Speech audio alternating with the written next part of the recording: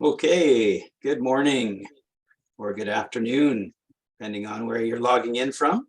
And a very warm welcome to everybody on the line today for today's virtual event, Funding for Circular Initiatives in Canada, hosted by Circular Economy Leadership Canada, or CELC. My name is Paul Shorthouse. I'm the Managing Director of CELC, and I'll be your host for today's virtual event. We can go to the next slide. And one more. Before we kick things off, I'd just like to take a moment to acknowledge that I'm very fortunate today to participate from the unceded and ancestral territory of the Coast Salish and Lekwungen speaking peoples here in Victoria, British Columbia.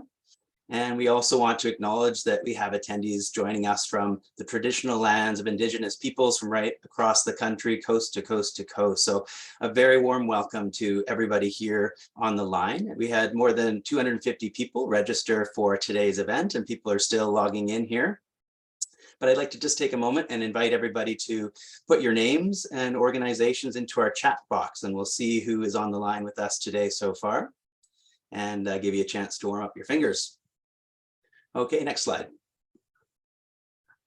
Just a little bit more about Circular Economy Leadership Canada. So we were launched in 2018, and we've been working to connect Canada's circular economy community and act as a bridge to similar networks around the world. We also act as this national hub that connect people with knowledge and networks and opportunities. We're focused on fostering constructive dialogue between government and industry on critical issues where collaboration is very important to the systems change we need to see. We also help to make the business case by shining a light on corporate leadership and circular innovation. And we're focused on accelerating circular economy transitions in key sectors through the work that we do in 6 different work streams that are focused on advancing circular economy opportunities and tackling barriers in specific areas, from everything to do with plastics, construction, built environment, looking at the finance sector, among other areas of focus. So really excited to be launching a new knowledge series event today. And if you go to the next slide. So our knowledge series will be a free public webinar series that are dedicated to sharing information on very topical themes of focus areas relevant to the circular economy transition in Canada. And our first webinar, which is today, is focused on funding for circular initiatives in Canada. And we've seen some very encouraging signs recently as funders and investors are starting to pay more attention to the circular economy and the opportunities related to that. In Europe, for example, we're seeing progress being made on the circular finance taxonomy that's developing criteria for investing in circular economy projects and companies and business opportunities. This figure here that you see, it's a bit older now, but it shows that there was a 10-fold increase in the number of private market funds between 2016 and 2020 focused on circular economy. And we've seen an even more explosive growth since then. In the last 12 months alone, we've been seeing a number of really exciting announcements from venture capital firms and other types of funds, including Cycle Capital's new $160 million Circular Innovation Fund, which is a Canadian and French fund that's a partnership with L'Oréal.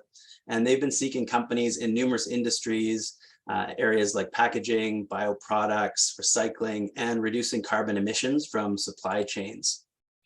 At CELC, we also just launched a new circular finance workstream with several Canadian banks and working with the United Nations Environment Program Finance Initiative. But the one message that I get fairly regularly at the CELC, and we've even experienced it ourselves, is the challenge in finding and securing funds to support the scale up of businesses or for research or for new projects. And really that's one of the reasons why we put together this webinar today, and really an opportunity to share some of the practices and insights from a great list of panel speakers, which I'll mention in just a moment.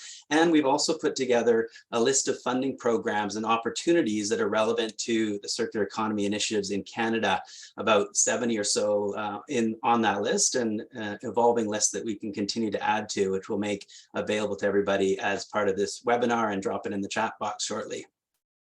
So going to the next slide. Just wanted to share a little bit more about the objectives for today's webinar, which are twofold. One is to outline the various funding opportunities and avenues available to organizations that are interested in advancing circular economy opportunities here in Canada. And the second is to provide recommendations and insights and some tips from some of the experts in this area to help ensure likelihood of successful funding outcomes for some of the audience that are on the line today. We'll just go to the next slide and I'll give people an overview of our agenda. So we have a really great lineup of speakers that are coming from both public and private sectors from right across the country. I'm really excited to hear some of the insights that they'll be able to share with us about what's available in Canada and how organizations can help position their companies or their projects or their applications to maximize the potential for successful funding.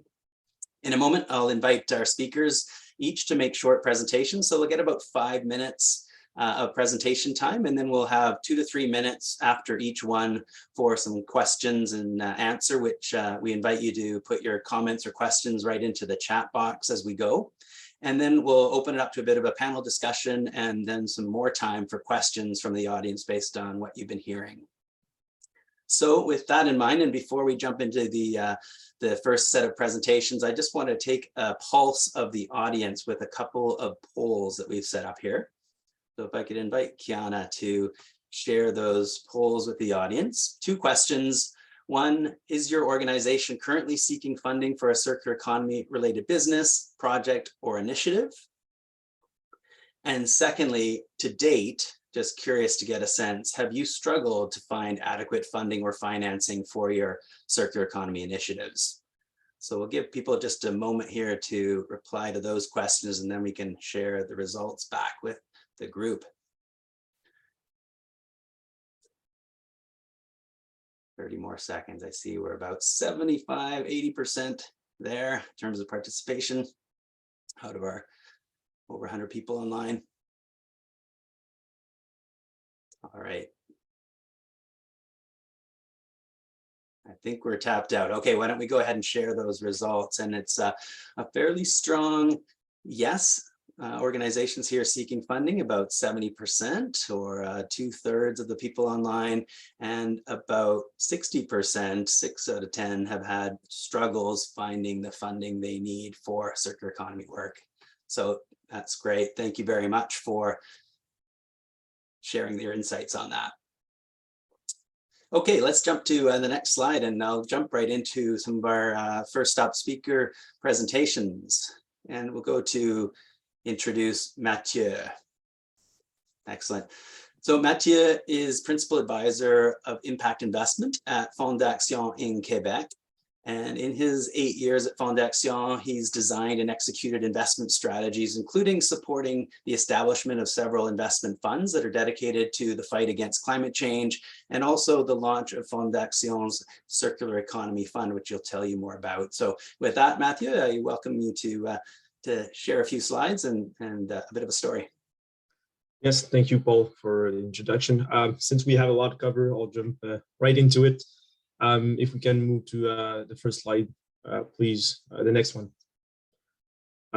Why a circular economy fund? That's the big question. Well, the first thing, it's a growing market, huge opportunity worldwide, but also in Quebec, where the recycling and repurposing business alone represents a 700 million market.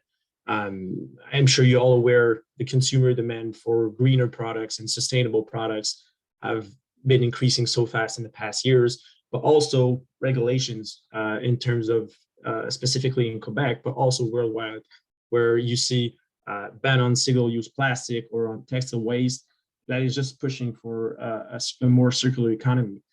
So this is why we created the first impact fund dedicated to circular economy in Canada. And the purpose of that is we're targeting 30 million in private investments. And we're combining this with also technical assistance from the city of Montreal, but also from Recyc Québec, which is a provincial authority in recycling in Quebec, to do a kind of a bit of blended finance, where with each investment, there's a grant coming up from about $50,000 to $150. But also, when we started the fund, we targeted sectors, and I'll talk to you about more later, but that already, Fondation already had expertise in those sectors and also in impact expertise regarding what was the challenges regarding GHG emissions or avoided landfill, for example. Also, the other thing was we all had this, I would say, more mature companies in Fondation's portfolio, and they all had issues regarding waste in their day-to-day operations. So we always try to make sure that the companies that we're investing in are responding to a real problematic that these larger companies might have. And also a big opportunity to achieve both circularity and GHG impact targets. Next slide, please. Pretty much every company, every fund that you see is trying to turn a problem into an opportunity. As you might know, Canada is the leader in per capita waste generation. And more specifically in Quebec, we have a 3.5 circular index, which is quite low, to be honest. But we have a lot to improve with, and that's what we're aiming for. And just shifting from a 3.5 to a 10% circular index, that would have a lot of impact in terms of reducing GHG emissions in Quebec. Next slide, please. The key features of the fund. So basically, this is first-time fund in circular economy for Fondation. We're trying to address small companies in venture capital, whether it's post-startup or startup phase. Of course, the company needs to have a circular economy-based model or wishes to adopt circular economy practices. For now, we're targeting companies that are located in Quebec. And like any other fund, we want to make sure that we have a realistic exit option through the life of the fund, which is around 10 years plus 2 years extension that is possible. Again, the company's activities must contribute to optimizing the use of resources or reducing residual materials. And at the end of the day, we're still an impact fund, so we must be able to prove that the company's activities contribute to GHG reductions or avoided landfill waste. So that's what we're trying to do in terms of our investment strategy. Next slide, please. I talked to you about this before. The sector and strategic focus of the fund. Fondation had already an expertise in agri-food business, recycling and repurposing, and eco-construction. And as you might know, these are probably the three biggest sectors that there's a lot of waste that we can just address and easily address and scale businesses. But also there's textiles and fashion that is a huge problem, sustainable mobility, and also electronics that also have a huge problem regarding waste. There's also a bunch of strategies that we're focusing on. Right now, we're more focused on recycling and repurposing, but we can always think of how can we rethink in terms of eco-design, collaborative or shared economy are also strategies that we are exploring right now. Next slide, please. Nowadays, funds do not procure only cash. You have to come with the whole ecosystem, and that's what we are been trying to do. First one as combines private capital and grants, as I talked a little bit before with Recyc Quebec, and kind of a blended finance approach. Creation of partnerships. We have strategic sponsors that are super active in the ecosystem, and that guides us in terms of where we need to go and why we need to go there. But also for companies, we have technical assistance and support to make sure that these companies do drive impact, but also are able to measure what their impact is, and making sure that throughout the life of the fund, we have impact and target and measures that we can prove that we did the right thing in terms of circular economy. Next slide, please. About our investment approach, we aim to invest about 20-25 companies. We're pretty much like any fund in terms of equity or convertible debt. We can invest in direct businesses, projects, creation of joint ventures. I would say normally we invest about 500,000 to $1 million on the first investment. We can do 250,000 or go up to 2 million Canadian per investment with a maximum of 10% of the fund. All the companies in which we invest or target to invest can market either product, service, or even a technology. And exceptionally, we can also invest in maybe more mature companies that want to address the circular economy problems within their business. But again, it's going to be a limited strategy within the fund. Next slide, please. And to conclude, this is the 4 investments that the Circular Economy Fund made to date. We're always exploring new opportunities. And again, Fondaction has been involved in circular economy for quite some time now. And this is also examples of circular economy businesses that we have been invested in the past. So thank you for listening, and that will be all for me. It's great, Mathieu. Thank you. And I see your contact email is there. Yes, I'm assuming the focus obviously is primarily on Quebec, but if companies are based outside of Quebec, is there opportunities for them to also work with Fondaction? We always try to work with companies outside of Quebec. As you might know or not, Fondaction also has funds of funds approach, where we invest in funds outside of Quebec. And we have been linked and talking about circular economy for quite some time now with other funds that are outside of Quebec. So if it's not Fondaction or the Circular Economy Fund, we have an ecosystem of funds across Canada and maybe even in the US that maybe can address your needs in terms of funding. Super, that's great. Thank you. I don't see any specific questions in the Q&A box yet for you, Mathieu. So feel free in terms of the audience to add some questions in there as we go along, and we can come back to those questions for the presenters here after the next round of presentations. Yeah, thanks, and yes, and feel free to reach out. You have my email in the PowerPoint. That's great. Excellent. So I'll pivot to Bryn Crawford now, who is the program manager of circular economy related projects and initiatives at the University of British Columbia's Materials and Manufacturing Research Institute, or MMRI. He's working there with various community stakeholders to advance circular supply chains. He does matchmaking with faculty who have relevant expertise, and he's establishing project funding sources. And so Bryn would love to hear a little bit more about opportunities for funding on research and projects that you have through your channels.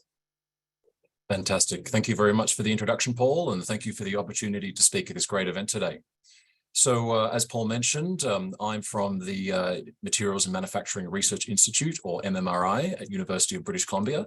And the long and short of it is that we are effectively a matchmaking institution internal to UBC, where we canvass the community for particular technical barriers that exist for companies, governments, other organizations, with faculty with matching expertise to solve those technical barriers. So today I want to talk a little bit about MMRI in general, some of our research pillars that we have and how they relate to circular economy, some funding avenues that we typically interact with at a federal level, and an example project just to illustrate the kind of stuff we can achieve.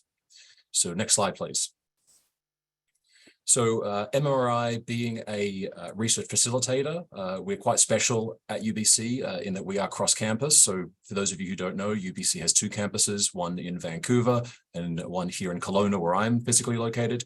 And across both campuses, we have such a wealth of expertise and knowledge that is quite broad, and from a centralized administrative perspective is quite difficult to tap into. So MMRI kind of fills that gap where we have a directory of over 120 collaborating faculty who are members of this organization that we can canvass in addressing a solution to these technical barriers that we find in the community. So our ultimate vision is really to link these fundamental or basic and applied research topics, mostly on materials and manufacturing themes, but we're certainly much broader than that. For example, we have even like psychologist professors involved in MMRI who help in assessing consumer behavior in the circular economy space and things like that. So our expertise is quite broad. Next slide, please. So in terms of research pillars, this slide really summarizes a lot of the internal funding mechanisms we have here to advance projects in collaboration with companies and governments. Some are internally funded by UBC itself. You can see on the left-hand side of the slide, we've got a couple of topics relevant or adjacent to the circular economy themes, such as biocomposites. Also, plastics recycling is a very big research theme here at UBC. But as we move over to the right-hand side of the slide, we kind of more move into broader spaces, such as our Biocomposites Research Network, which is a large 100+ company membership spanning across Canada and internationally for companies operating in this biomaterials and biocomposite space, where we together kind of solve and address common problems and low-hanging fruit in that community. We also, I wish I could talk about it more today, but we've got an official announcement from the federal government next week on a new program in the circular economy that's being launched through our group. Again, the long and short of that is that we're really dedicating more bandwidth and personnel to working specifically in the circular economy area. We also work quite closely with IRAP and have a contributions to organizations fund with them, where we administer and fund small scale projects, which I'll actually talk about a bit more in the next slide. So next slide, please. So a bit of a busy slide here. This is basically a non-exhaustive list of the most common federal funding initiatives we interface with in terms of raising funds to fund this research to address those technical barriers. So the funders here are mostly interested in innovation, new new research that's being developed from the perspective of the academic literature, in addition to commercialization benefits for the companies themselves and Canada more broadly. And the first line here refers to the Circular Economy Seed Fund with NRC IRAP. So an example of this is a contributions to organizations fund, where we basically develop small-scale pilot projects and feasibility studies with companies who maybe don't have the cash to put forward to explore a potential research relationship with a professor. So we provide that cash for a feasibility or pilot study type project where companies can explore that relationship, look at different solutions, and use that as a springboard to maybe a bigger investment in that space.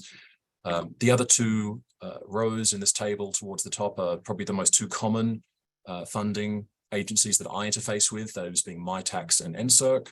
They both have different objectives, but ultimately they still have similar needs from a novelty or academic novelty perspective, I should say, in terms of developing new technical solutions that will benefit Canada. And each of these agencies, of course, have different levels of effort required to invest into different applications for funding, but UBC's MMRI kind of helps all companies that we're able to work with in developing their proposals and provide support where possible for long-term collaborations on these. Next slide, please. And then an example project that we have worked on in the last year, just as a demonstration of what we can do.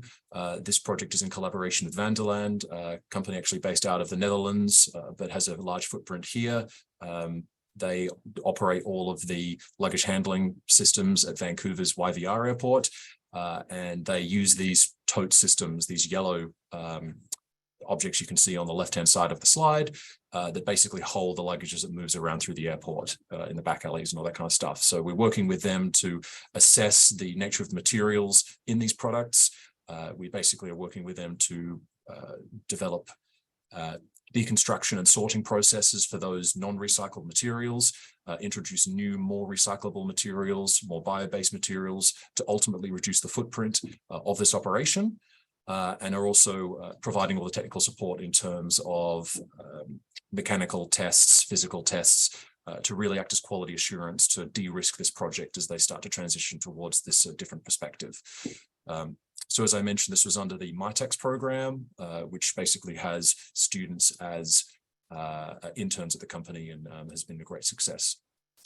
So that's all from me. Thank you very much. Happy to field any and all questions from the audience. Perfect, Brian. Yeah, there's a couple of questions, more clarifications around MMRI and its linkage with UBC. A question around which department or office at UBC is MMRI affiliated. Gotcha. Yeah, I see these questions. So I'll start with Zara's question. So MMRI isn't affiliated with any particular office or department. We are our own institution, or our own institute, I should say, within UBC. We're most closely affiliated with the School of Engineering, and our membership faculty reflects that, but we're not necessarily tied to either one of those schools. We're funded by the VP of Research and Innovation portfolio at UBC. Great. And is there a connection with the MELT collective? Are you familiar with No, not that I'm aware of, at least. I'd love to learn more about that, though. Thank you for raising that, Alice.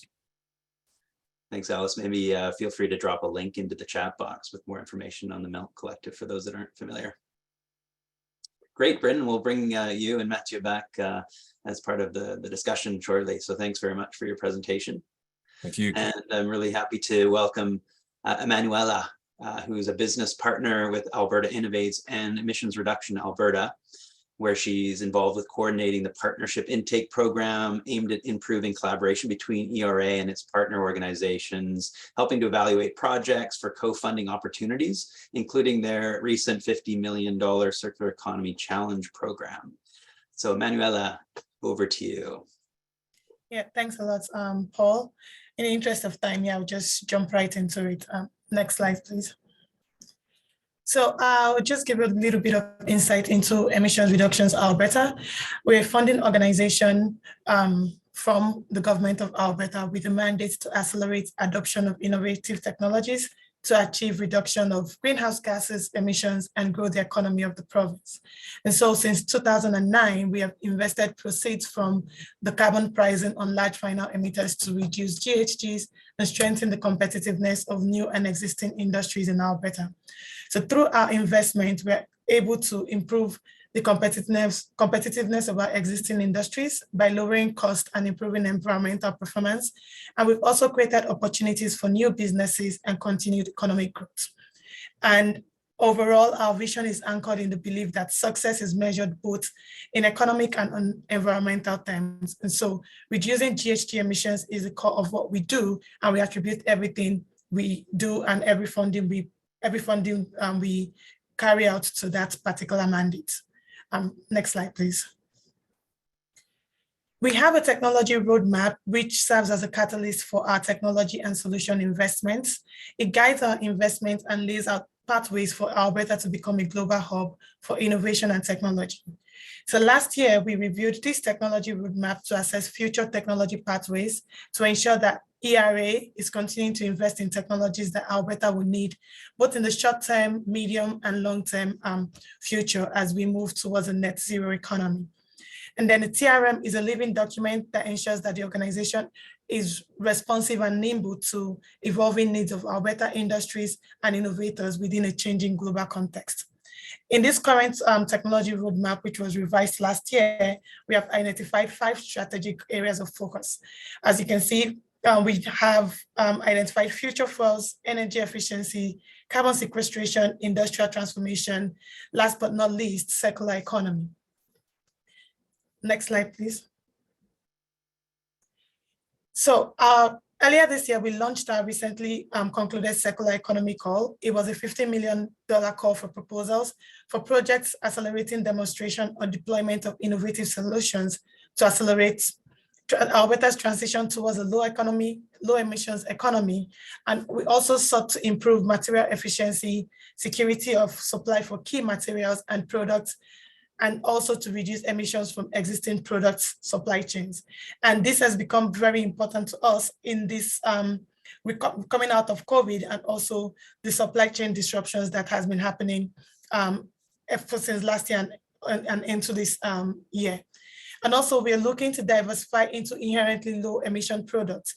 And so the competition was open to a wide range of technology readiness levels, but typically ERA deals with field piloting and first of kind demonstration or site testing. And so the range of technology readiness level eligible should include one of the above, either a field pilot or a demonstration that would be carried out in Alberta.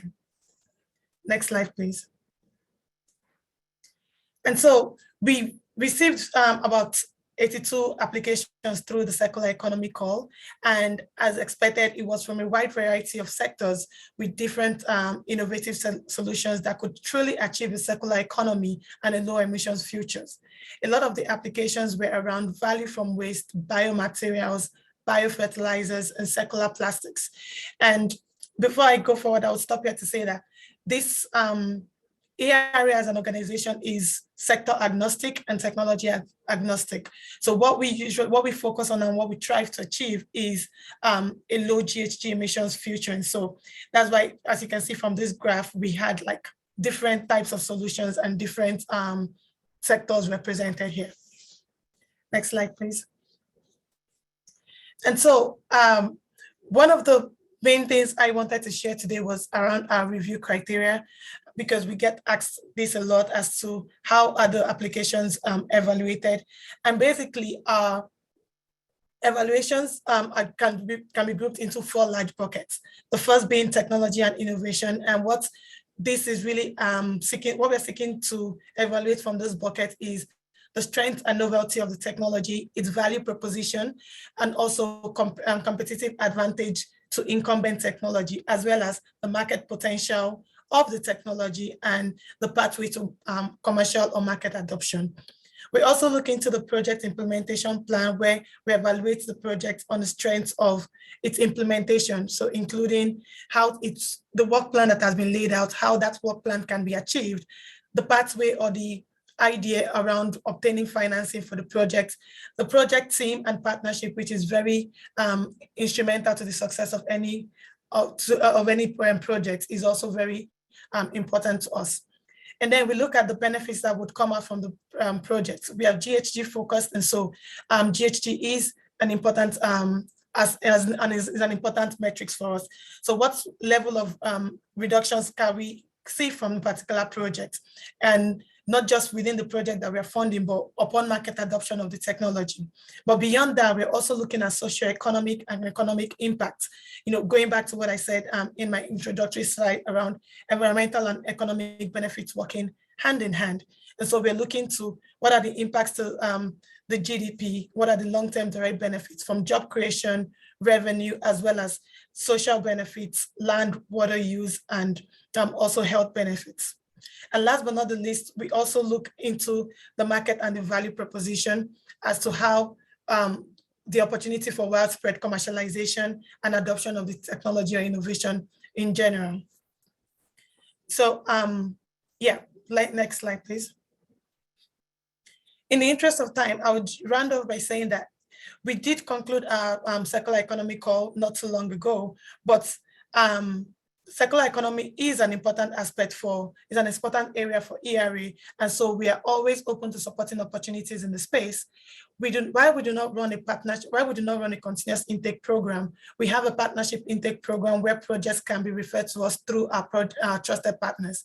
And as you can see on the slide, we do have a wide array of trusted partners because we work closely with several institutions, be it other funding partners from provincial or national government, or banks and other not-for-profit or for-profit organizations. And the goal of this is to ensure that we are able to find and identify and still support these technologies in spite of not being aligned with when we release a particular call for proposal.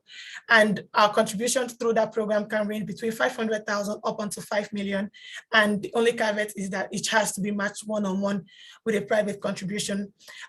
Can speak more to this during the Q&A session, but aside the partnership intake program, we also have future funding calls that would be carrying out as we go on. And then we can always, depending on the particular technology or the type of project, a circular economy project might fit into one of our funding calls. So yeah, next slide, please. Thank you very much for your attention, and then yeah, that will be all.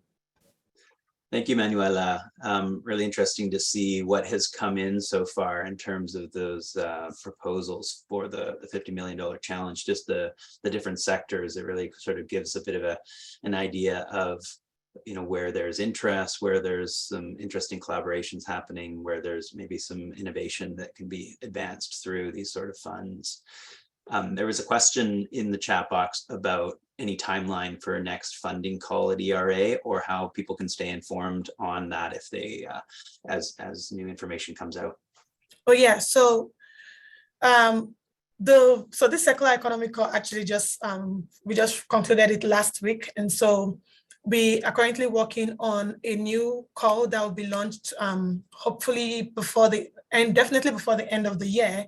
And so it's as you saw from our technology roadmap, it's cross-sector and sector and technology agnostic. So definitely that call, when it's launched, would have some elements that projects that can be widely deployed to achieve, waste to value and all of those type of circular economy goals could fall into it. Great, and so they would find more information on the ERA website, or is there a newsletter or anything you can sign up? More information would be on our website, and we also advise or recommend that people sign to our newsletter, and so that it can be kept abreast with like the different opportunities that we have. So I'll probably put that in the chat while the conversation is going. Perfect, thank you. One more question around the TRL levels, and some question about ERA remaining focused on higher level TRLs, like pilot demonstration technologies for future funding. Yes, so with our circular economy call, something I think would be a more common occurrence as we move forward is we took a unique approach whereby we sort of looked at lower TRL technology. So not the research or lab scale testing, but like more of technologies around TRL 4, TRL 5. That's the goal basically, is to advance those projects into the higher TRLs 6, 7, 8 at the end of the project. So it could have a little bit of final, technology tweaking or R&D, and then some form of pilot demonstration. So the goal actually is to accelerate the technology and not to those higher TRL, and not necessarily fund only higher TRL technologies. And then does that link to the federal funding that's available through SDTC or other sorts of programs, would you say? Yes, so we work collaboratively with SDTC, and they are trusted partners of ours. And so SDTC is unique in the sense that they do that the whole spectrum. And so depending on where a project is with SDTC, we can come in to match, to co-fund some projects. And we also work with our Better Innovates that does the very early 1 to 3 TRL, research type things. And as they're advancing projects, then we can take on those projects as well. Perfect. Thank you very much. A few extra comments and questions, and a request for a link to your newsletter, Manuela, in the chat box, if you don't mind on that. There's a few other questions that have also come in for the panel, and questions I think that would be relevant for all of them. So I'll save those for after the short presentations, and we'll bring back some of these questions that are coming into the Q&A momentarily.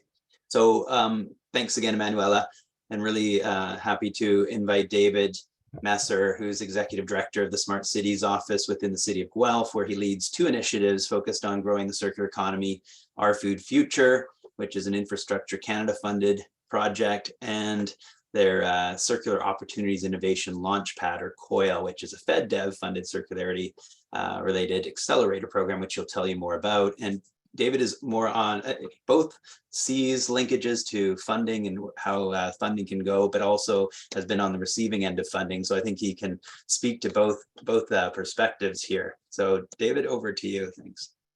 Thanks so much, Paul. And first, this has been an incredible panel. I've taken so many notes today. So thanks to CELC for pulling this together. It's really cool. Can we go next slide? So as Paul mentioned, I am from City of Guelph, and with our collaborators in the County of Wellington, as well as Innovation Guelph, 10C, and Anthesis Provision, for the past year or so, we've been operating a program called COIL, which stands for Circular Opportunity Innovation Launchpad, which is effectively a circular business accelerator. This grew out of the Our Food Future program, where we had an initial goal of supporting 50 businesses, which we flew past basically in our first year, because there's huge pent-up demand, especially from small, medium-sized enterprises that we've been working with to really move into the circular economy. And so there was a gap that we saw in the ecosystem for, a circular economy focused accelerator, which FedDev agreed with, and we were able to launch about a year ago. So in the past year, we've worked with just over 100 companies as of about last week. And we're kind of in a bit of the earlier stage scaling, startup scaling side of the equation. Next slide, please. So when we think about sort of building a circular economy ecosystem, which is really kind of our goal, there's three main areas that we sort of focus on. One is developing new innovations because you need a new business model or new technologies to turn waste into a resource. You need to help those innovations get commercialized and actually scale. And so we have programs focused on that. And then the other piece where I think being a city comes in is you need those sort of system resources. So whether it's infrastructure, whether it's data, or whether it's financing, which makes today's conversation so prescient, you really need this whole system working together if we want to achieve this broader circular economy transition. Next slide, please. So in terms of the funding that we give out, we have two main business funding programs at present. One is our Activate Circular Accelerator. This provides businesses with grants between $5,000 and $20,000. They get mentorship through Innovation Guelph. And then they also work through a circular economy curriculum to support them. And the interesting thing about this is that, a lot of businesses coming out, we don't want them to just, have a circular economy project that's funded, but we want them to also be, leaders in the circular economy movement. And one of the coolest things that I've seen over the past, several months are a number of businesses that sort of started up with us and were funded through us, speaking on panels and leading, initiatives within their own subsectors to build more circularity as part of the movement. So that's a really cool part of that. The other program we have is more on the innovation side. And this is called Circulate CoLab, and it's focused on the supply chain. Can we jump to the next slide, please? There we go. So this is basically the process for this. So for this, we call for teams of companies. So between 2 to 7 with an idea to improve circularity in their supply chain, because circular economy is all about collaboration. We give them $20,000 over 16 weeks to prototype a solution. At the end, we have an industry panel that they pitch to, and at least one of the companies gets $100,000 to scale that up into a full-scale demonstration project. So we've run 2 rounds of this so far. We have 3 demonstration projects in the mix, and we have our third cohort running right now.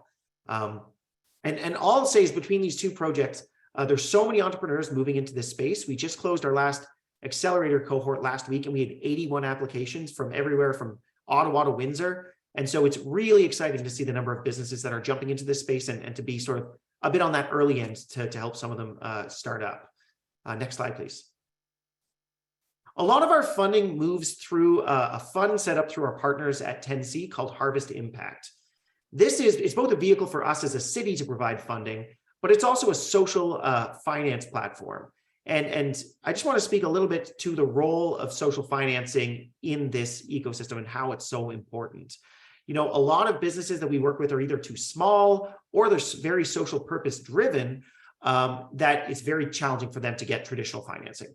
So Harvest Impact is run as a community-led initiative. Some of our funding moves through FedDev to provide 0% interest loans in it.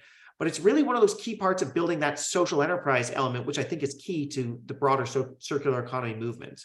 Next slide. So Harvest Impact really started offering loans as of last May, and they've put out 10 to date. Some of these are to companies that were as part of our accelerator program, where they have access to an additional 0% loans. But then we also have other businesses coming in for below market interest loans to help them grow and scale. And the interesting part of this too is that a lot of the companies that get these below market loans are able to leverage that to then also get traditional financing. So just want to also put this out there as a key part I think we need to think about in communities to help drive social economy innovation, especially at the early stage. Next slide. So if we're talking about the small scale there, this is another project we're working on that's more on the higher level. We started some work about a year ago to try and build a regional carbon market for farms, but It was very challenging to do that because there's so much diversity in the space, and it's so hard to get a verifiable answer of what the impacts of a particular project are. So right now we're working through we have a new climate and circularity solutions hub funded by Desjardins that we launched a couple weeks ago. And we're building out a circular assessment framework. The idea being, it will be a methodology of analyzing a particular circular economy project or practice and understanding how it fits in as climate action, how it's demonstrably reducing emissions. And if you think about, how the LEED model works for building, that's really where we're kind of going from. So if you're doing a LEED project, you can choose the variety of practices that are right for your particular building and then get certified as a bronze, a silver, a gold, etc. We're taking a similar approach to this, starting with regenerative agriculture. Some farms, it might make sense to plant trees in the field. Some farms, it might make sense to reduce pressures on tires, etc. And so working scientifically with Ivy Business School, CSA, Ducks Unlimited, many others, to really try and figure out how we can create this metric. And then the goal of which is to create some sort of common standard that can be used by funders to evaluate projects in, for instance, the insurance industry to understand how a farm works, feed up the supply chain, be visible to consumers, etc. So I think we're starting with regenerative agriculture, but I'm really excited about this approach because I think it has a real possibility to scale across a number of sectors and create a new way of fighting greenwashing and really getting to the root of the circular economy practices that we want to promote. Thank you so much. Very cool. The work that COIL and Our Food Future have been doing has really been raising interest and attention from right across the country too as a model, and that assessment framework is very interesting. A couple of questions have come in, one in particular about the circularity assessment framework and the timeline for that. Will it be published online eventually and made public? So yeah, we like to move pretty quick. So we're developing a first set of standards in the winter and spring. Oh, and I should have also mentioned that this project is funded by Scotiabank. So thank you to any friend from Scotia on the call. We're developing the process in the fall, and then in the spring, we're going to have an innovation challenge where we are going to actually use the framework as the way to evaluate those particular proposals. So yeah, we will have something ready by the spring. We'll test it ourselves. We'll learn from that, and then hopefully, by the fall, be able to publish something on what we've learned. And I'll just say we're staying very close to that too at CELC with our circular finance work stream, so we can work collaboratively across the learnings there. A question about your COIL challenge number 3 and whether it's still open. The website says it's open now, but the application portal said the deadline was September 26. Do you happen to know?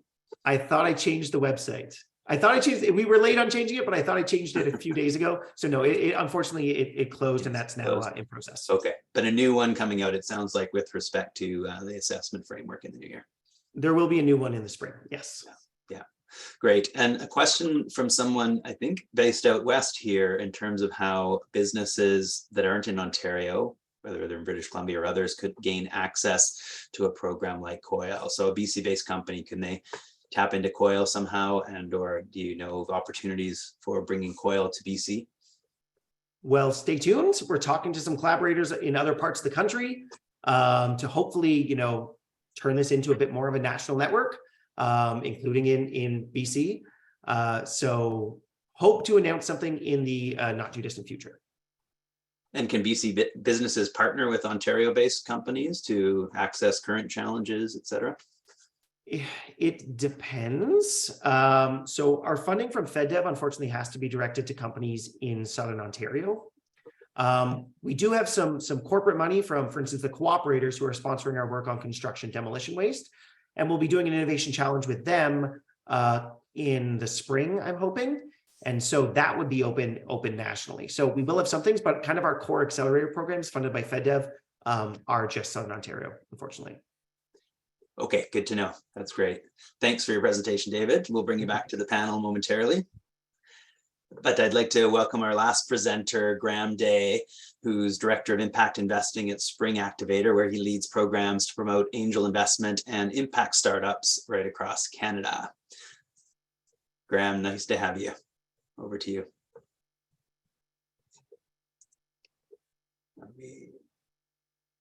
Have we lost Graham?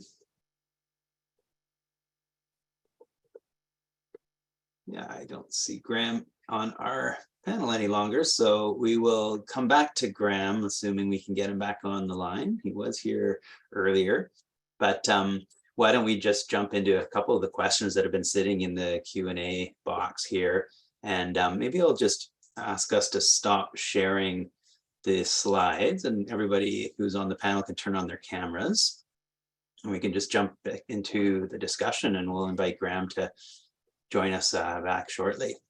There was a question for you, Mathieu, in the chat box, and it might be relevant to others on the line too. So I thought I'd just bring that one forward for the group.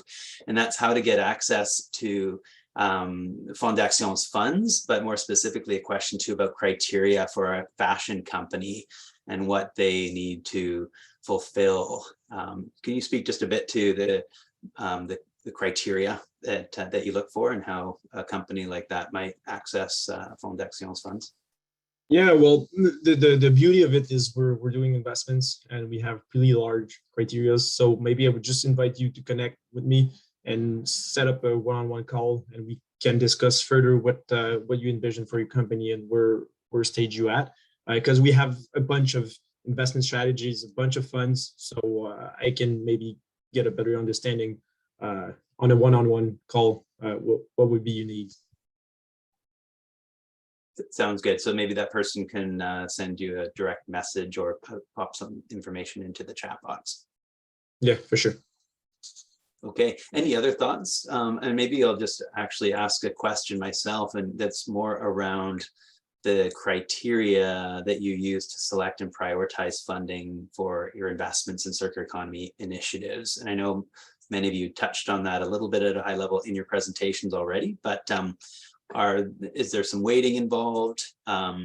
Any thoughts around a company that might be in the fashion sector and what kind of criteria you'd want to look for a company along those lines? Yeah, maybe I can hop on that and have my colleague complete.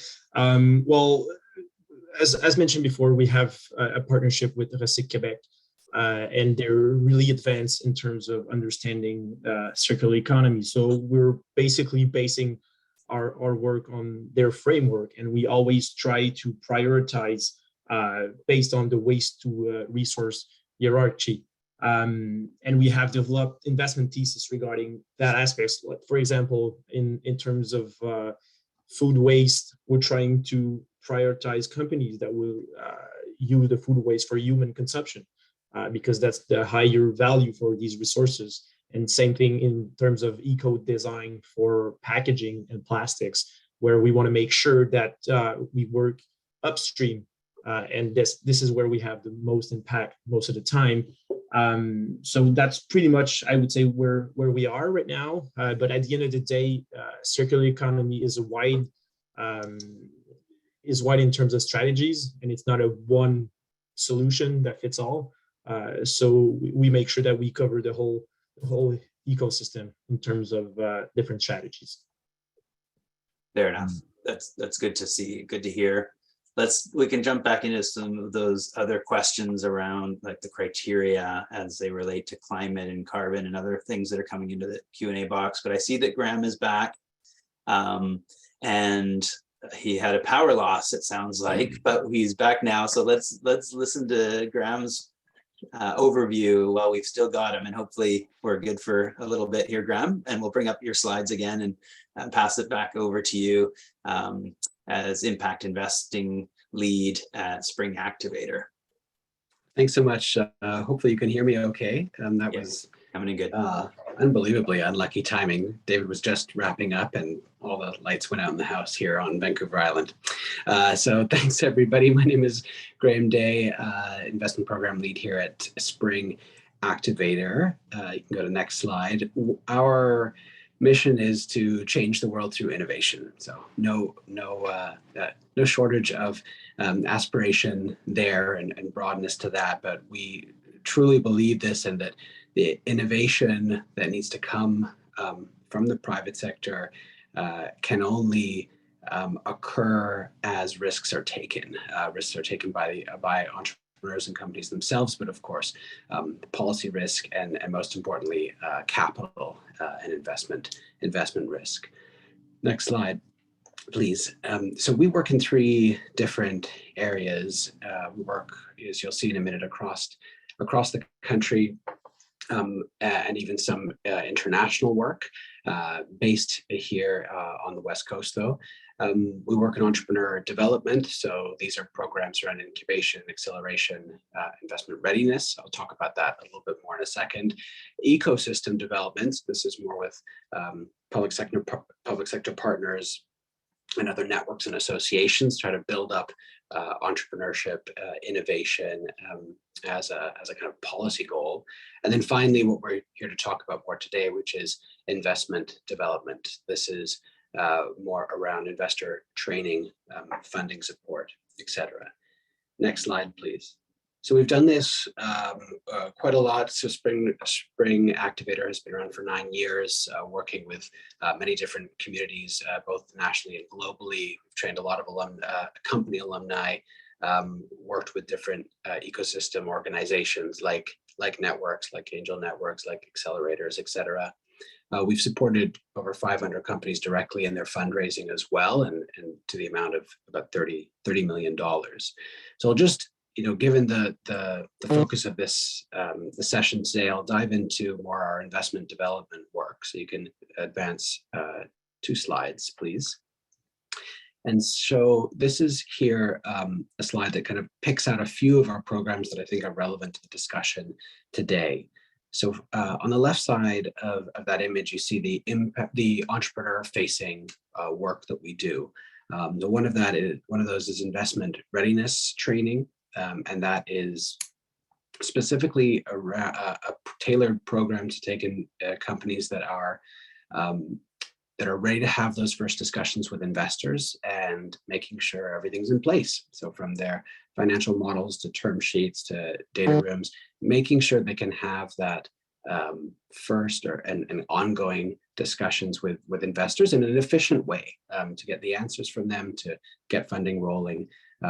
Usually that happens as a kind of trial by fire method the first time entrepreneurs fundraise and have to learn it all on the fly. So this is supposed to save some of that grief and improve the efficiency of that.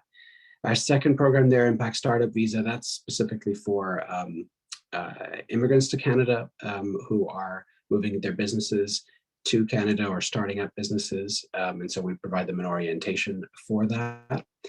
The third one, what I'll talk about most here is this interaction between both of these groups. And this is where some of those on the line today would be able to take advantage of. The Impact Investor Challenge is a program that is theme-based.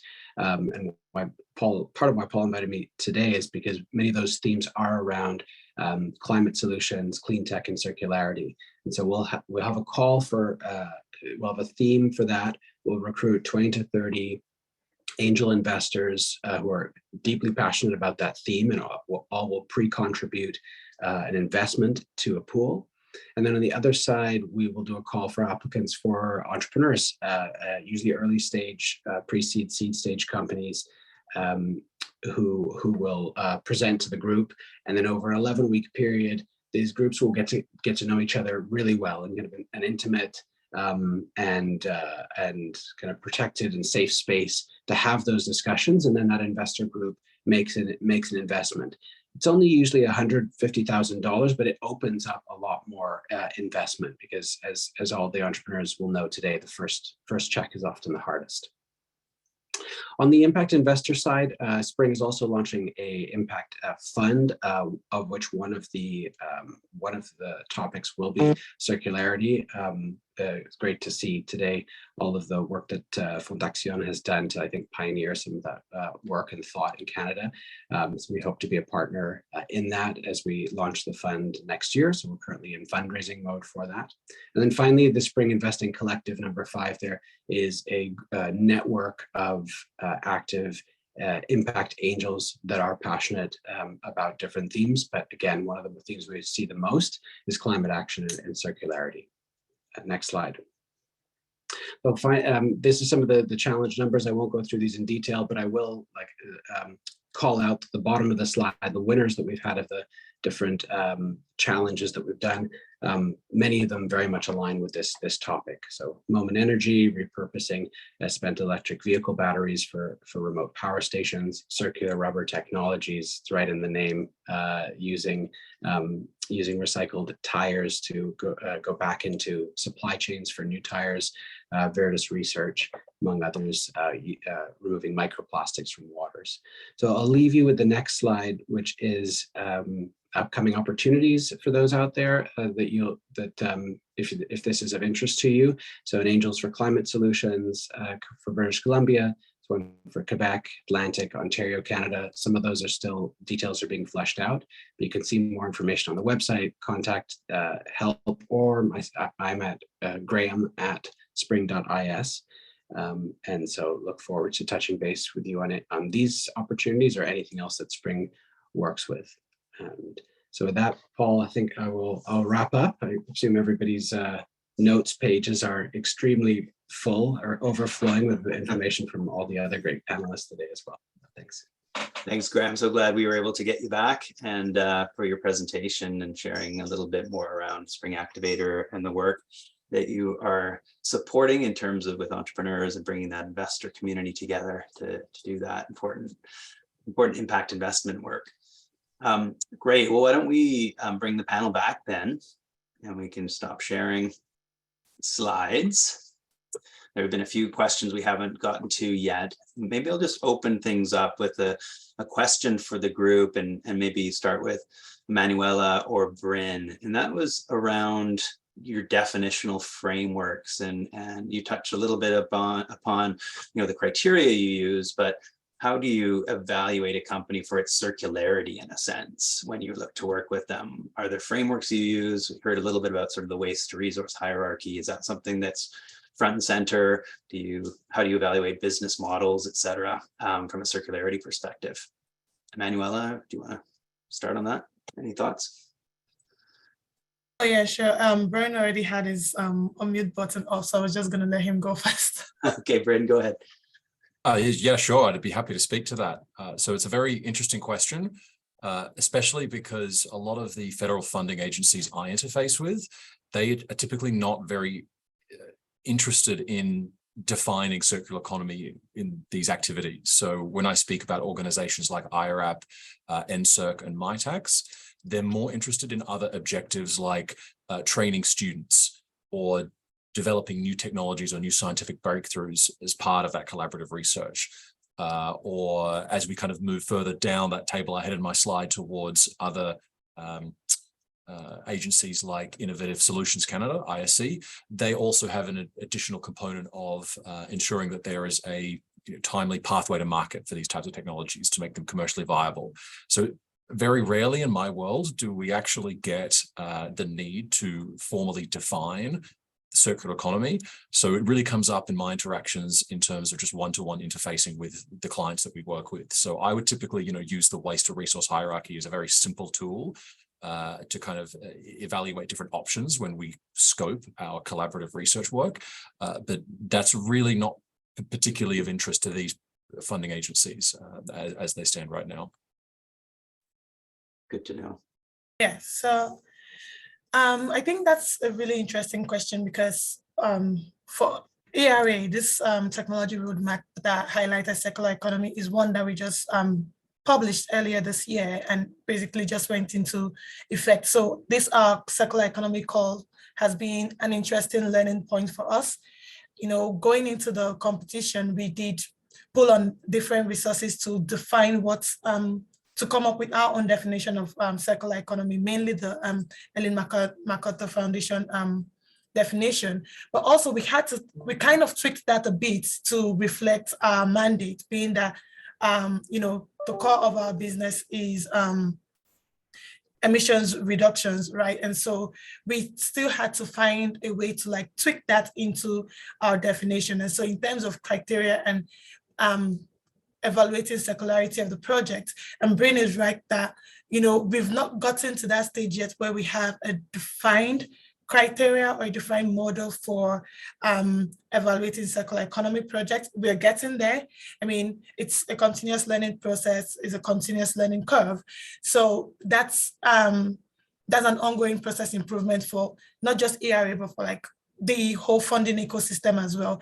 And so for this first call, we relied mainly on us giving our set of criteria that I've spoken to in my presentation, which kind of touch on different aspects in terms of like the socio-economic benefits. And then, you know, in our previous calls, we also have weighting across these criteria, but understanding the uniqueness of circular economy, we kind of shifted those weightings around to give more weighting to socio-economic benefits, you know, more than it would have carried in previous calls for proposal, in order to actually identify the importance of a circularity around it. And then we also looked at it through the market potential for a project and like the technology innovation, looking at it as a hierarchy, you know, the waste to value hierarchy between reuse and energy. So like just having to understand where a particular project falls in that hierarchy and what would be a more beneficial use of resource as we go through that hierarchy. Interesting question, maybe Manuela. You shared those 80 or so odd applications that came in for the Challenge Fund. Were many of them capital intensive? Were they digital technology solutions? Can you speak a little bit to just the types of business models that you were seeing coming in?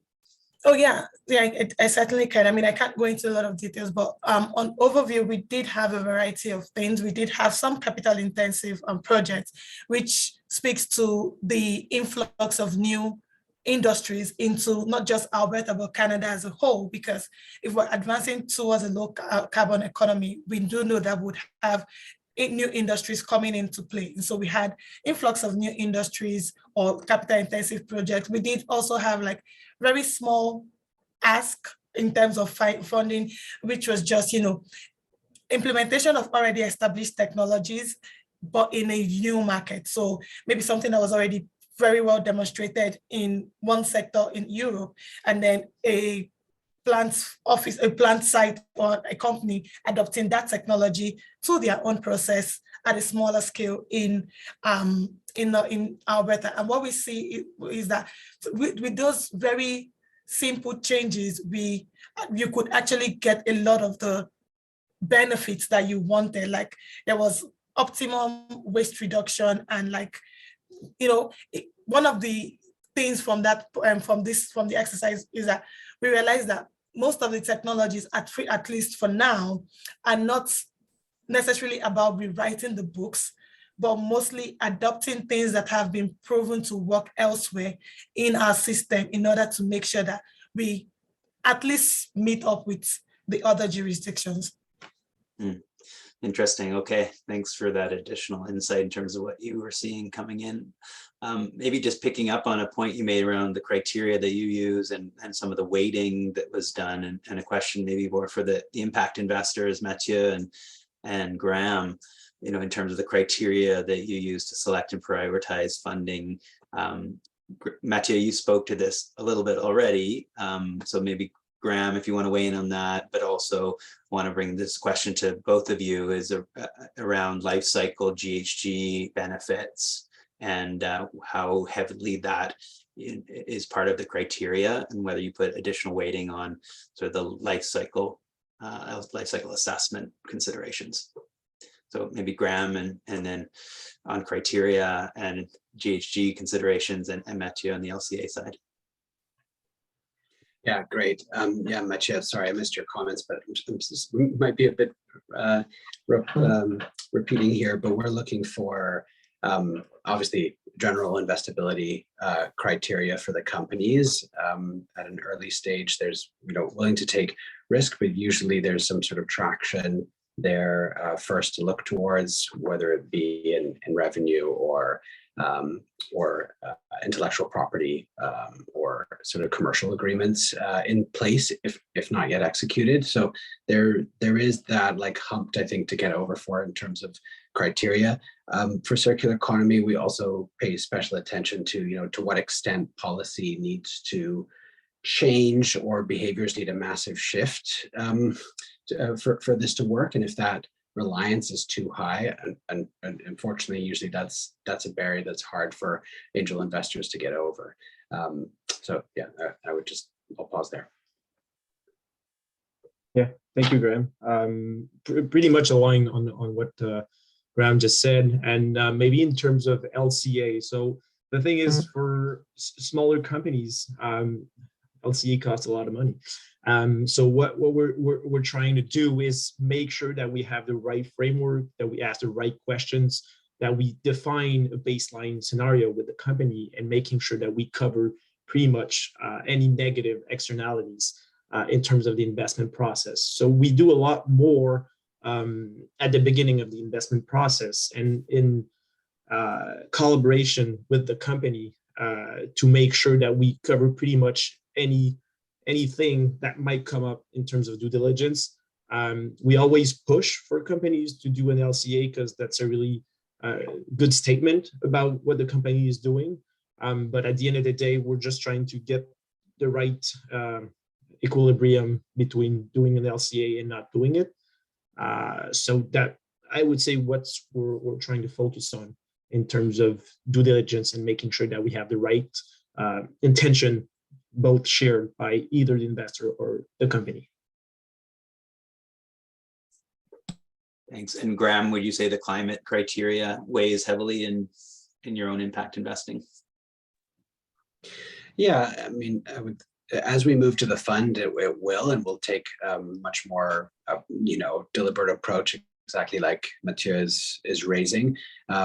At an angel level, it, as many of you will know in the audience, it really depends on the individuals themselves and the values that they have, and what to extent what they're looking for. So it's much more of an individual, like, relationship building game. And many of them are more sophisticated than others, frankly. So some of them are going to look for LCAs, and others at a detailed level, and others are looking for higher level, theory of change narratives that can bring the businesses to life and show their potential impact. Yeah, great to think through the different perspectives that obviously come to the table. Maybe a question, and it ties to a question that's also in the Q&A box, and this may be more for David or Bryn, as organizations that work pretty closely with or have received funding from federal government or regional economic development agencies like FedDev or NRC, IRAP. Just curious what sort of priorities you think the federal funders are looking for as it relates to circular economy initiatives. And the question in the chat box is, are there federal funding opportunities for equipment acquisition or marketing activities for circular economy startups that you're aware of? Do either of you want to start on that? I can jump into that. So in terms of working with FedDev, the goals there, I mean, are kind of typical for government job programs. So they're looking for us to return on, jobs, new products that come out of new businesses, new revenues, exports, patentable IP, all those sorts of things that can come out of it. And it can be quite broad, but at this point, they're not evolved to really track, GHGs or things like that. It's an ECDEV program that we're fitting into this other piece. We have a lot of our own metrics and things that we work on and add on to that in terms of social economic benefit, in terms of innovation. I think we put a lot of weight in inspiration for our work too, just because, with $20,000, we're not going to fund a company to scale at $20,000, but we couldn't get that company to inspire, to get to the point where you can talk to, Mathieu and Graham, can build up markets and can get other businesses in the ecosystem too. And so there's a lot that I think comes from that. And then just in terms of sort of other funding streams, like in terms of marketing communications, I think everyone sees that as a valid expense. I think that's a lot of what our accelerator program does. We take companies that are doing something circular, but they might need accounting support or marketing support or sales support, and that's what they have mentors to do. So you still have to make a business, despite having a keen piece of circular technology. But NGen is really big on circular economy. We do a lot with STTC. That's really big on it too. Canadian Food Innovation Network's another one. We've, a lot of our companies have gone from us to them, and that's where a lot of these things can come in for equipment, etc. And then from my side, well, I mean, I think, David, you've really spoken to a lot of the same points I wanted to touch on. And I think that very much speaks to the fact that we operate in a similar sphere. So, yeah, I mean, I from my experience, I have the same kind of perspective on these federal funding agencies and what they're looking for. They're really looking to promote innovation. Really, that's kind of the buzzword they're looking for. And they measure that with certain metrics in terms of success. With job creation, investment dollars, new revenue streams created, those types of things. Yeah, so that's pretty much my visibility on that. And then the other funding agencies you mentioned, David, are also similar gamut to what I've worked with as well, like STDC. A lot of the companies we've worked with who are in a growth phase and need that to make those capital acquisitions, interface with organizations like STDC. And also Innovative Solutions Canada, as I mentioned earlier, is another big one that we often work with. CFI and the Canadian Food Innovation Network is another one we're getting more involved with these days. Yeah, very similar. So thank you for answering the question for me, David. Can I actually add one more thing, Paul? Yeah.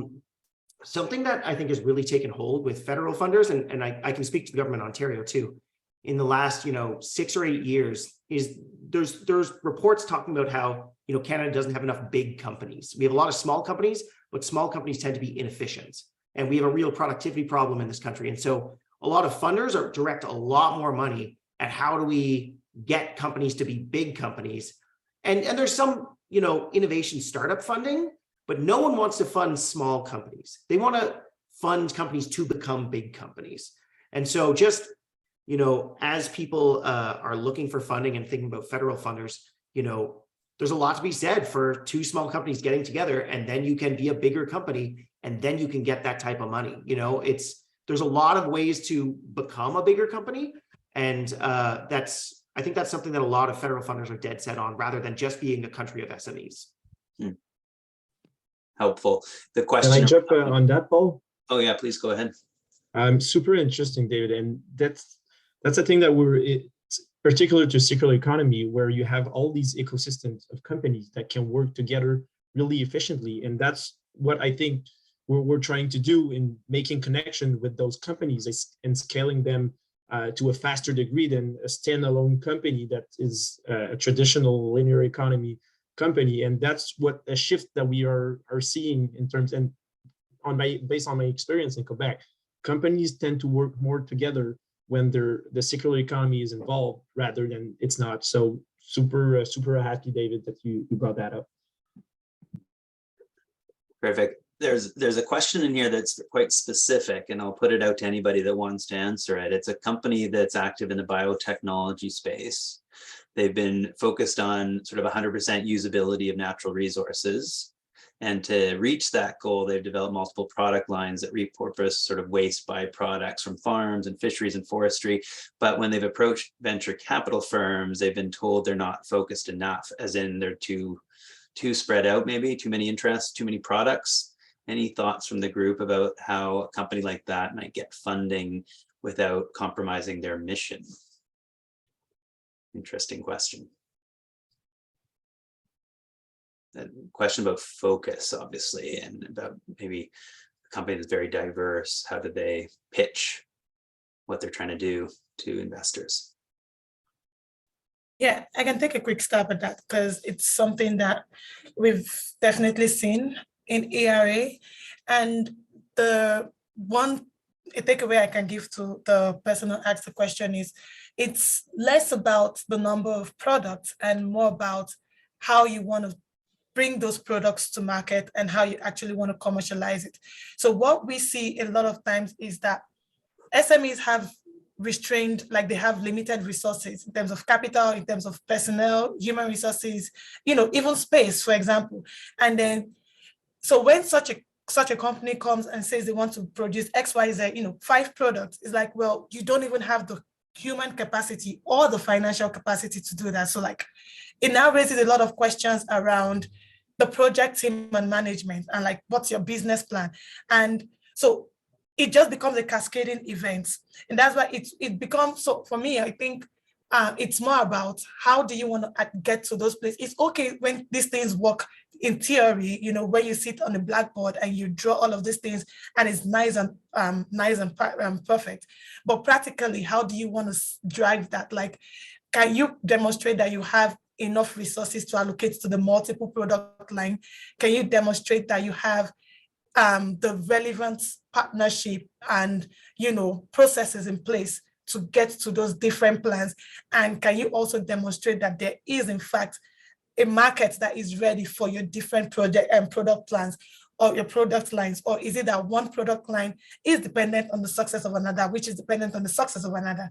So it's like being able to demonstrate all of that is more important than the number of products that you want to, because even if you have one product and you can demonstrate from feedstock to offtake that you've actually checked the box on all of those places, you have a strong product or a strong project versus you having multiple products and then there are like significant gaps in terms of like process flows or in terms of like resources or even timelines to put it. Sometimes you see 3 products to be, developed and brought to market within a span of 2 years. It raises a lot of questions from a commercialization and business development point of view. So, Graham, did you want to add to that? Yeah, I would the great points. I would just add that investors, VC or not, are just people at the end of the day, working through kind of a funnel of opportunities, and they typically like simple business ideas with exciting larger visions. And so you're kind of trying to bucket your communication into sort of granular things that somebody can get their head around. So picking one of those products, potentially driving some excitement from that, and then going on to show that if we can do this, we can also do this 4 or 5 other times. And here's the grander vision of where we're going. And so you can kind of sequence that plan. That's going to be more, that's going to drive excitement as opposed to driving a sense of overwhelmness of too many things going on at one time. Even if you're perfectly capable of doing that, showing it in a sequenced way will create less friction with investor communication. Great advice, thank you. And maybe this question for the panel is related to that to some degree. It's about, do you build the company, focus on building the company and then try and raise, or should be looking to try and raise and then build the company? So good question. I think we've been hearing loud and clear. You need to have that strong business case, but and also the management team behind it. Any thoughts on the question? Where to spend the energy up front? Sounds like maybe I can go quickly.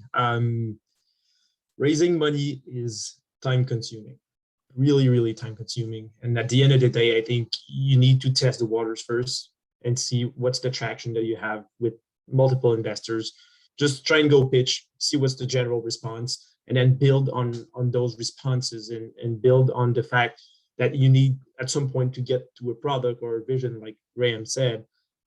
So that would be my suggestion for someone who's trying to raise money or a company or start a company is test the waters, make sure that you test your ideas with the most people possible, and take that feedback, go back to the drawing board, and keep marching like that. So that would be my advice. Yeah, and if I could quickly add to that is, never underestimate the power of your team and partnerships. So I know that David talked about it, about 2 small companies working together and making a larger company. It's very important because if you're going, like if you have a solution A and I have a solution B, like there might be some form of synergy that could come to place. And so when we go to present that united front, it's more attractive compared to like individual. And also investors are looking to see that there is certainty with their money, right? So if you're pitching something, as much as possible, try to make sure that the relevant expertise that you would need for success of that product or project is in your team. So, no matter and this is cross-sector, so no matter the sector you're in, like have that relevant expertise in your team. If you're, a product designer, or if you're an engineer and you're working solely on commercialization of technology and you don't really speak the business language, then maybe you need a business expert on your team, because they are the one that would understand how to communicate with the business people, the market people, and the investors. So having the relevant expertise on your team is very important. Thank you, Manuela. I'm conscious of time, so why don't I just put forward one sort of last question for the group, and it's really some parting advice, so to speak, for the audience. And so just if we do a quick roundtable, any final thoughts or general advice that you would have for those seeking funding for their circular economy companies or their products or their projects to maximize the potential for success? So one or two things, takeaways from everything we've been sharing that you think are the most important things for the audience to leave with. Anyone want to jump in on that one to start? I can go first. For me, I think it would be, be collaborative and don't be a part of the ecosystem. Don't just be a company on your own, and be part of the larger system transformation. Also think about, circularity is very closely tied to triple bottom line. So don't just think about waste, think about how you can also make social impacts and, economic, environmental impacts all at the same time. Because I think that's what a lot of what we're looking to do. And there's, I think Matthew put it really effectively, that this is a very collaborative business community. And it's, we had 36 businesses we took into our accelerator on a call this week, and they all wanted to stay and talk to each other for hours because everyone's so excited and it's like they found their tribe. So, there's lots of opportunities to find people to work with and just try and build that in, I think is a useful piece. Yeah. I can just quickly go first. I think one thing I would advise is when you're looking to discuss your benefits, granted, the funding ecosystem is still looking for how to create criteria to review projects. And right now they are mostly based on, economic or environmental.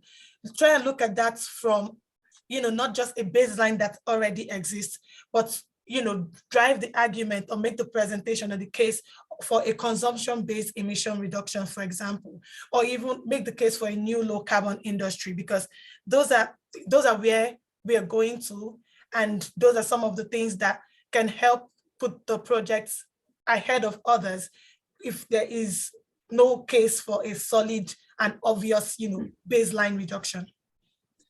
Excellent. Thanks, Manuel. 30 seconds, Bryn.